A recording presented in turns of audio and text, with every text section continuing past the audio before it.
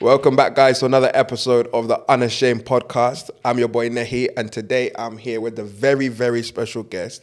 I'm here with Annatoria, the winner of The Voice 2021. Hey. And then a little round of applause will go off in the background just to say that she's amazing. Thank you so much for coming on. Thank you for having me. And for blessing us with your presence. You know what, I was saying to you before that what I love to do with every single guest is to get light into their life, really. A testimony. The Bible says that they overcame him by the blood of the Lamb and the word of their testimony. And everyone's testimony is different. That's what makes testimonies beautiful. My testimony is different from yours, different from Nathaniel's. Everyone's is different. And because it's different, it can touch different people. So let's take it back. Obviously, you're 21 years old now. Yes. Living in Dudley. Living in Dudley. Wonderful. But let's go back before God, before Christ, to your childhood. What was life like growing up for you? I don't think I've ever had a before God moment. So my parents are pastors. You're a PK. So I'm a PK. Cool. I am a PK. And so I grew up in church. And so my parents are the founders of the church. Wow. Oh, it's deep. What church is that? It's called CFI. So it was Cornerstone Fellowship International. It was started in Zimbabwe, and then they started moving to different locations. But now it's in the UK. We just have a small branch in Birmingham. So I grew up in the church. Wow. Grew up with knowing of a Jesus that my parents served, of a God that my parents served. I think early on, I've always loved singing. So, hey, it was rapid. Got me serving somehow, praise and worship or choir. I was doing that for a while, singing in different places. So because my parents are missionaries, so every opportunity that they could take me and my sister on a different trip, we'd go. Okay. And so actually the first time I performed in front of a crowd on my own was in Namibia. So it wasn't even in like Zim or UK, it was in Namibia. And I closed my eyes for the entire duration of the performance. And I was just coming back from playing with mud, because I was that kid who loved to play with mud. Just African. Yeah, man. I love playing with mud. And I was in a white dress. I had to dust myself quickly. Yeah. Sang, went back to the mud, because what was I doing for the rest of the service? Your natural habitat. Hey, that's where I was. Yeah. Beginning of the service, sing, go back to my mud. So growing up, I've always felt like my attachment to the church came from my parents, and also the fact that I could sing in church, because I just loved singing. We moved over to the UK in 2009, and they started the church here. And then I was still serving, singing in praise and worship. And I was doing it because I loved music, and because it was a custom for me to be there every Sunday. Yeah. I wouldn't say that I had that relationship with God, but I served in church in whatever way I was asked to. Let me stop you there. So your parents are basically like apostles. They've started a ministry that has gone beyond the scope of where you're from originally, which is Zimbabwe. Yeah. Okay, I always get mixed up. Neighboring countries. Yeah. So Zimbabwe is started. Has it spread to more countries than the UK? Yeah, so we have a branch in Namibia, South Africa. We have Botswana. Wow. I think we have one in Rwanda. Other locations as well, but for me to name them, Ethiopia, I believe. There's different branches that are still opening today. So amazing. I've gone to travel to a few. In my short life and experience, I've had the privilege to start a fellowship, to start a church. And, from my experience, that takes a lot from a person. Yeah. Growing up with your parents, having to maybe not be around that much, or them being very invested in what they're doing, whether that was conventions, church services, outreaches, traveling. Did you ever feel as if mummy and daddy weren't around growing up, or like you said, because they took you along to different places, you've always felt that presence? Well, there was a story when my mom left me when I was 8 months or 18 months, and she left for 3 months to go to the States with my dad. And when she came back, I was calling the woman who was looking after me mommy. Oh, wow. Oh, yeah. That's I was problem. calling her mommy, and mom sacked her. She was like, ain't no way. I don't know what spell you've put on my child. She said, no way, I am the mother. And so she lost the job. But there was, since then, to be honest, my mom has always looked after us. So I have an older brother who has disabilities. Okay. He doesn't speak. So my mom and my brother moved over to the UK first to try and find education for someone with autism. Yeah. Me and my sister followed along the following year. Okay. So she came in 2008 with my brother. We came the following year. Since then, my mom has been around. My dad is the one who does a lot of the traveling. So my mom had to be around to raise us, especially being in the United Kingdom. And I was younger at the time, but like when I was young, we used to live in a very small house here in the UK, like me, my sister, and my brother in one room. Wow. But like, it's not anything I took note of. My parents have never really let us see struggle even when it was present, or difficulty even when it was there. My parents have never let me and my sister see them argue. They've never shown that side of them to us at all. But they've made it very known that these things are things we go through, but it's not like we've ever seen it. They always try to give us the best life. My dad traveled often, so I'd be seeing my dad every few months sometimes. And plus England is cold, so no one actually really wants to stay. Sometimes I'm saying to my dad, "Dad, you don't really like England, do you?" He's like, "No, baby, I do." But yeah, it was, I think the hardest part was obviously my dad being away. Yeah. For a while, because there's a period in your life where you start growing, you start having opinions, and you start getting a little bit of attitude. And I think that part of my life, he wasn't really there as much. And so I think when I started being a little bit of a cheeky child, it was shocking him.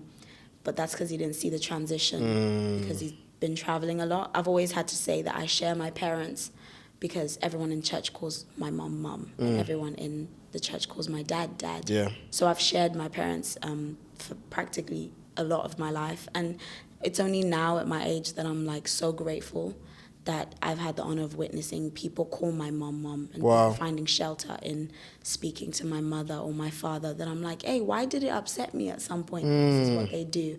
And having an understanding of what their ministry is about and what they do in the ministry, I'm like, yo, this is a privilege for me to be under that covering 24/7. Yeah. Like, they have been mom and dad from the beginning, and I'm grateful for that. So I think as much as it was difficult in a stage in my life, I very much got over it once I got an understanding of what their ministry is and what it is they're doing. That's amazing. And, you mentioned you knowing the Jesus that they served, before we even get into really the gift that God has given you and how you're sharing it with the world. When did the transition occur from it being the Jesus that mommy and daddy served to the Jesus that you love? So I actually find it funny that sometimes when I would lead praise and worship, or worship specifically, some people would be crying, and I'm like, hey, man, I must have sang so well. Wait, were you even saved then? To be honest, like, I had been saved, but to say that I was going past, so there's a Bible scripture that says, move past the fundamentals of salvation, go deeper with God, essentially. So it's not that I wasn't saved, I was saved, because I was speaking tongues when I was 13. Wow. But I just was there. That's it. That's where I stopped. It was salvation, and that was it. Wow. There was no depth to it. So in 2019, I went to a youth camp, which once again, I'm grateful for the travel opportunities that I get from my parents. I went to a youth camp in Zimbabwe, and it was amazing. I was like, oh my God, like, I'm in Zim. I had no service. My mom forced me to stay in the camp. Whilst my mom is in her home, I said, why would you make me stay in a camp? Yeah, why are we separate? When you are in the house, let me just join you. So I had no service, no Wi-Fi. At the time, I had no SIM card. My God. Like the SIM card that would function. No technology. So it was quiet. Like, I had to be away from everything, and for about 4 days. But by the end of that experience, I remember a woman who was preaching. I was at the back. And she moved her head, and she's like, I nearly said something, but it's okay, I'm not going to say it anymore. I don't know what she did there in that moment, but then we carried on in the service, and we started praying. And the theme of that year, sorry, I got it tattooed, sorry. It's Colossians 3:23, which says, in everything you do it wholeheartedly as unto the Lord. That changed the trajectory of everything I was doing in my life. I took it to the tiniest detail. Every time I would shower, I would be like, I'm doing it unto the Lord. So it says, do it as unto the Lord and not unto man. So that meant it changed why I was singing. It changed the reason for what I was doing. And once I knew that my reason had shifted, the action behind that was already at a different level, because if my reason is God, the standard has to increase. So I started, everything I was doing it like as if God was watching me, as he is, but it was almost as if he was in the room. So I'd do things with so much intention. When I'd speak to people, I'd be like, I'm having a conversation with God present. Wow. So since then, when I came back to the UK, everyone was like, what's going on with Blessing? Because I was now leading worship. Like, them was where, before when I would sing praise and worship, I'd sing the song. Yeah. But this time I was like, the Bible says, when you're starting to encourage Your heart's people. in it. Yeah. My heart was in it because I wanted to see people worship now. I wanted to see people exalt him. It became about him. You're ministering now. Yeah, it became about him. Before it was like, I got to sing this song well. But afterwards it was like, I need people to sing their song in their hearts well to him because he deserves it. It changed everything about how I live my life. The scripture did. That's why I got it tatted. But hey. Controversial one. Hey ho. So 2019, you go to this conference. You end up getting serious based off the verse Colossians 3:23, and then we end up meeting in 2019 as well. So for those of you that don't know, Maggie Mayhem is an influencer, but she was also involved in a lot of Christian ministry and invited both of us to come to a conference then in Ireland, wasn't it? Yeah. By then, I think I didn't know you from anywhere. You weren't really on social media then, were you? I mean, I hadn't even done The Voice. Yeah, you hadn't done The Voice, so it was just Blessing at the time. And you went there, and I think you came with... Did you come with a team, or did you come with one other person? Sister. Came with your sister? Okay, yeah. So what was that experience like in terms of ministering and just ministry generally? Because now the shift has taken place. Yeah. It's no longer just, I'm a girl with a good voice who's singing. Yeah. Now it's, I'm singing for Jesus, I'm ministering, and I'm conscious of his presence. And I think that's something many Christians struggle with, which is the consciousness of God's continual presence. Yeah. Many people feel as if he's far away, maybe that he's not watching, or maybe that he's not even involved, or doesn't care for them. So it not only reduces the relationship, it reduces the standard of their service to him. Yes. So for you, what was it like in terms of ministering and ministry when that shift took place? So I remember that trip so well because it was the first time anyone booked me to go to a different country. Yeah. And minister. I was like, oh, this is a thing? This is lit. What? And so that's how I remember Maggie, because I actually hadn't seen anything she was doing on social media. And I remember her reaching out, and I was like, oh my God, she wants to fly me over to... I just said yes. You're gassed. Yes. I had to tell my mama, please, trust me. I've been invited, and, the sending over my passport details because it was the first time. Yeah. And so I remember that feeling of, to be honest, I think for a long time in my life, I do have a tendency to actually feel unworthy or undeserving of certain opportunities that God still works on me with. But it's hard because I was like, man, really, what do I have to give? And I think God helped me realize that it's nothing you're giving. Essentially, I'm just doing everything through you. And so at that moment, I just started to let go and be like, Lord, when I go there, the gift was yours to begin with. I want you to use it the way you intended when you had envisioned me when you gave it to me. So I was just like, okay, I went there, and it was an enjoyable time. You spoke so well, and I remember. So I was just like, I'm going, and this is what it is, and God has chosen me. He selected me, and the fact that I'm there was enough for me to let go and allow God to do the work that he had intended. So it was nerve-wracking for sure. But meeting so many amazing people who love God in a different nation as well. Yeah.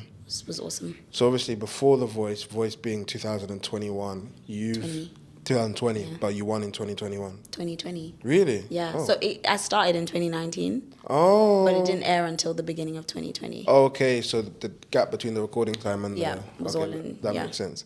So other than Ireland, were there any other conferences, conventions, ministry things you were doing where you felt, wow, the presence of God is clearly different now from when I was a child just singing in mummy and daddy's church? Now that I've gone for this Colossians 3:23 event, and I'm really conscious of God's presence and working heartily unto the Lord and not to man, people are falling under the power. Is there any of that? What was the difference? I feel like the difference, once again, it comes from that consciousness of saying, he is here now. And there's a Bible verse that says, acknowledge the Lord in all your ways. That changed everything. Wow, Proverbs 3 like, verse 5, yeah. It's literally a matter of acknowledging him. So even if it's not that there's anything else you're doing, just acknowledging him being there changes everything about your mentality or your behavior in a space. Because you acknowledge that someone important is in your presence or in your midst. So it's not that I was seeing, the falling and stuff like that, but it it was always just feeling that he was there and giving people a reason to worship because he's there. So that's all that ever mattered to me, that if you just lift up praises, just believe he is very much there. And I later on came to an understanding that God is enthroned in the praises of his people. And so his presence became everything that mattered to me, whether or not people fell or, you know, people came up to me at the end. And once again, that mentality of feeling unworthy, it would surprise me when people would be like, your ministering today really touched me. I'm like, okay, thank you. I don't know. I really don't know. All I did was get up there and acknowledge God. Yes. Because it's the same principle when I'm off stage as well, that it's just a matter of acknowledgement. So that helped me actually in humbling me, because I realized that it's the same thing I'd have to do and maintain when I'm off stage as well. Yeah. Acknowledge him in all my ways. So I think it was definitely different, because I now knew it wasn't about how good I could sing and how much vocal agility I had. Yeah. It was just like, how much can you let God use you? That even if God is asking you to sing one line to lead them into the worship, you sing one line and let them finish the song and lead them into a place where they can exalt you. Yeah. So yeah, it was just a shift in my heart. But I wouldn't say necessarily that it was a shift in what was happening externally, because God was still using me when I wasn't as connected to him. He was still working through me. Hence why I was like, after service, I'd be shocked that people are like, it went well. I just thought it was because of my singing. So it just shifted my heart and the reason as to why such an outcome would take place. Yeah. And I think you've given today a master key into God's presence. God is somebody who wants to be experienced on a personal level, in terms of a relationship. And many people struggle with that concept. I remember when I was getting saved, one of the things I always had was a mindset that, well, there's 8 billion people in this world, right? If God was going to be interested in people, why would it be me? I'm a nobody. And that mindset kind of made me just not acknowledge him in anything. And his presence wasn't something that governed my lifestyle. I was somebody who lived freely and liberally and sinfully, because in my head, God wasn't there because there's so many of us. Why would God care about me? But I think for somebody listening today, they needed to hear that God's presence is with you, and the experience of it is determined by you acknowledging him.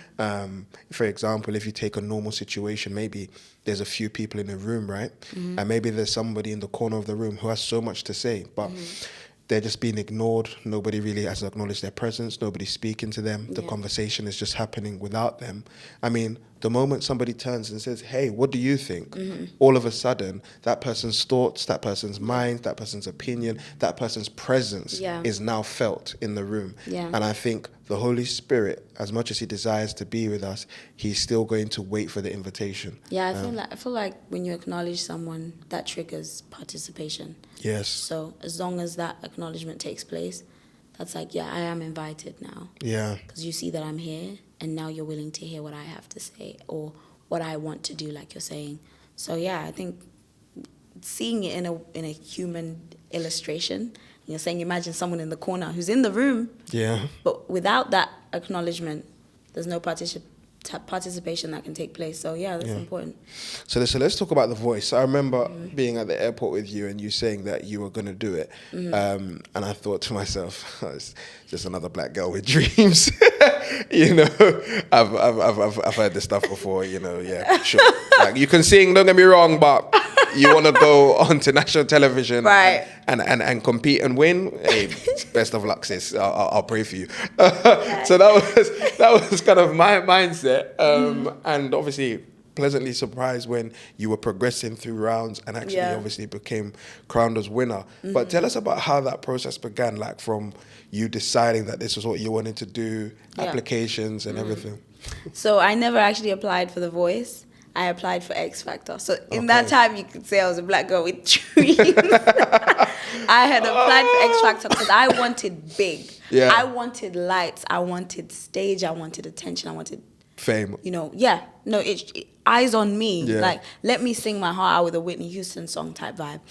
And I remember when I had signed up, my mom was like, but why don't you just do The Voice?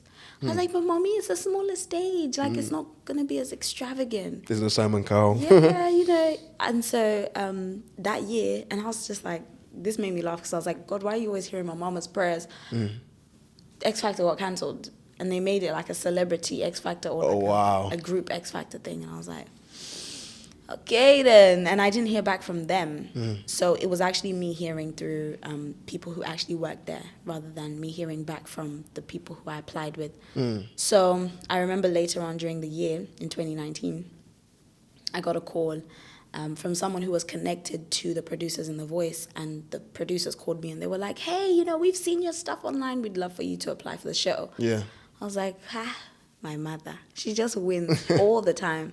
So I was just like, okay, you know what? I'll do it for the experience. Because for X Factor, I was in it to win it. I was like, I'm going in, I'm going to win this show. And so, yeah, I was just like, you know what? Yeah, I'm down to do it. So I missed the first audition. And I jumped straight to the audition, performing in front of the producers of the show. Wow. So first things first, you didn't apply for The Voice. The Voice reached out to you. Yeah. But then secondly, because they'd already seen you online, they fast-tracked you. Yeah. You're on the initial first audition. These are the behind-the-scenes things that you will never ever hear. You feel like everyone has kind of gone from there, but they put you straight in front of Will.I.Am. No, not straight in front. It was with the producers of the show. Oh, the producers. So anytime it's the producers who call, it was a scouting that took place. So makes sense. You don't have to do the sending in a video, all of that stuff. Yeah. So I remember just saying yes, and then I told my mom, and she's like, "Okay, that's great." And I'm looking at him like, "You are scheming because you wanted me to go on this show, and I feel like you prayed about it." So yeah, and so I went for the show, and at the time I was under 18 or 17, so my mom had to be with me at every stage. She was traveling with me, and I thank God for her because she was making time for it, and they were asking for a lot of the time.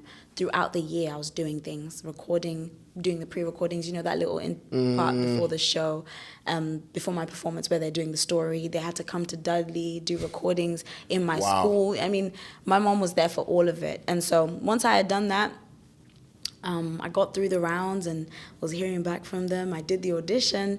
MLLS was the only coach who turned, but he turned like the very end of the performance. I'm always saying he was dragging it. Yeah. Because when I watch the video, he's there enjoying himself, and I can't see that. From yeah. It's like, why is he delayed it so long? So then, you know, eventually he turns, and I was gonna go for other coaches, and I was like, okay, Ollie's turned. I'm going to go with MLLS. Was Will.I.Am there? Will.I.Am was there. Okay. So it was Will.I.Am, Meghan Trainor, Tom Jones, and MLLS. Okay. So Ollie turned, and, you know, he was ecstatic. He was like, they're going to regret this, right? And I was just like, oh, you know, thanks. And, you know, the other coaches are like, I don't know why we didn't turn. I'm like, do we really know why we didn't turn? You just didn't turn. Yeah.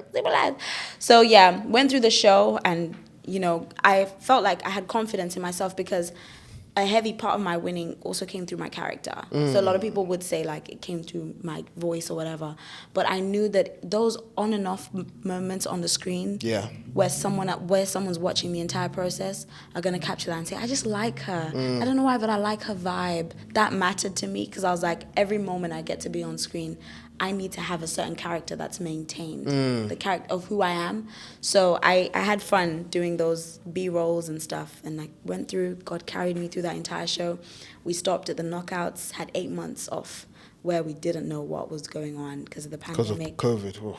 Oh, man. And MLLS was messaging me. Every time he sent me a DM, I was shocked. He was like, hey, Blessing, just want to let you know everything will be cool. You know, I'm hoping you're okay. How are you keeping up? I know this sucks. And I was like, why do you have time for me? So he was just reassuring you that, listen, the show is going to come back on. It will come back. Don't worry about it. It's happening. And I was just like, why do you have time to message me? I was like so honored. I was like, there's no way. So that helped me in carrying on. But throughout that time, I felt like it was also important because I grew my vocals in that time. I worked on my craft and I worked on everything I was doing vocally. I upped my standard. So when I was coming back, I remember doing a little singing video where I was freestyling. I was like, I'm going back on the show. Now I'm ready to win. I was just singing. And so when I came back, I could feel something different about what was moving me. I spent more time with God as well. So it felt like, hey, I'm ready for whatever is to come. We did the semi-finals and then went through, did the finals. Now, the scary part was the public voting. I was like, man, I'm a black girl, man. They're probably not going to vote for me, you know, I'm going up against, hey. This is the UK, bro. There's no point. And I was like, you know what, second place has come. But I had the church praying for me, even though I wanted to come second because I was worried about the contracts and signing different things I won. And then I managed to go through, and I'm going through, and I hear my name, and I'm like, crazy. crazy because there's no audience. So you're hearing about 5 people clapping in the room, and that's weird. You're thinking, okay, but did that just happen? You're expecting shouts. Things exploded, but there's about 5 claps in the room. Yeah, so that was weird already. And also just trying to adjust from a rehearsal setting to an actual live performance when there isn't an audience was weird for me. But I enjoyed the whole process, and I just watched God hold my hand through it all. And a lot of the recording days were on a Sunday, so I was missing church. Wow. And so I used to think, oh, maybe I'm going through because on the days where I was missing church, I was spending a lot of time reading my Bible. So every time they would come collect me to go for like the dressing, fitting, or You've just finished your quiet time. I would just close my Bible, come out and go back to my Bible when I came back. So I was like, it's Sunday. Yeah. I'm missing service, and I love service. Yeah. So I also felt like that was helping low-key because he's like, I see you're prioritizing your time with me. so let's talk about preparation, because that 8 months period where you've spent off now, throughout the scriptures you see so many times where God will have somebody behind the scenes, he'll prepare them for the big stage, and then he'll bring them forth to shine. For example, you have David, who's he's just looking after sheep. He's not a big shot, he's not the king, he's nothing. He's looking after his sheep. He has a fight with a bear, he has a fight with a lion, and then eventually with time he gets put onto a big stage, he fights Goliath, wins, and then his life changes from there. I mean, even if you look at someone like Jesus, for example, he spends 30 years behind the scenes as a carpenter, preparing his normal life, preparing for his ministry, and then within 3 years he changes the entire world forever. So for you, what did that 8 months period of preparation and being behind the scenes look like before God re-immersed you? I think it's the same way in which when David was shepherding, when he was told that you have been anointed as king, he went back to the sheep straight after. I feel like that period in my life was the point where God was grounding, the anchoring, or the really rooting me, so that he always knew that that's where I'd go back to. Wow. Even after winning such a platform. It made me feel like he was preparing me for a victory, but a victory where I'd go back to celebrating in his presence. So it wouldn't be just, glory in myself and glorying in what I've achieved, but rather I'd go back to where I was anchored and what made me and what carried me through that process. So that 8 months was really important to me, because I now had to experience God for myself without church, without a pastor, without a preacher. Yeah. Even though it was in my home, my father was stuck in a different country, so he wasn't around, he couldn't be around at all. So I was with my mom, and so it forced me to get personal, very personal with God. And once again, like I was talking about how it helped, I had to get past the fundamentals of salvation. That period of my life helped me understand, okay, clearly salvation is deeper than how we must make it out to be. It's got to be deeper than this, because now we're not able to do the normal practices we're used to. We can't do Holy Communion. We're not doing the service, the praise and worship. We're trying to do it online, but everything became personal. So I feel like that was important for God to establish my relationship with him and his relationship with me, to show him that, hey, once I elevate you, you have to come back to where you first were when I called you. So I just feel like he prepared me, because even when I won, I had a lot of interviews, and had it not been for that time I took in preparation, I wouldn't have answers for people who questioned me about Wow. So I think that it was actually really important, because everything was happening so fast from The Voice. Once everything aired on screen, I mean, I was going in and out. There was not really any time for me to sit back, look at what I've done, analyze myself, see how I've been on TV, and then be like, how can I shift, or what am I expecting? But that period in my life gave me time to know how to respond in regards to my faith. By the time I had won, people had questions, and I was like, Lord, you prepared me to answer these questions. Yes. And some people ask from a place of wanting to sort of stand against or to oppose, but other people ask for the sake of curiosity, and I feel like God prepared me for those people who were curious about him. Wow. And so I valued that time, because not only was I building vocally, spiritually, I was getting ready for something that God had to do in my life. And so it's the same way that God, you go into your secret place when he says, when you pray, close your door, go behind the door, pray to me. And then everything else that God rewards, he rewards publicly. So I think when people see the publicly, they forget what it took behind the doors and the time that it took away from the screen, away from everything else, for such a reward to be granted. So Yes. yeah, it was important. I really cherished that time that we were having in the pandemic. That's all for this week, guys. Make sure you join me next week for the best part of Blessing's story. Trust me, you don't want to miss it. We talk all things from her time on The Voice, secular music, and life in God. Till next week, God bless you.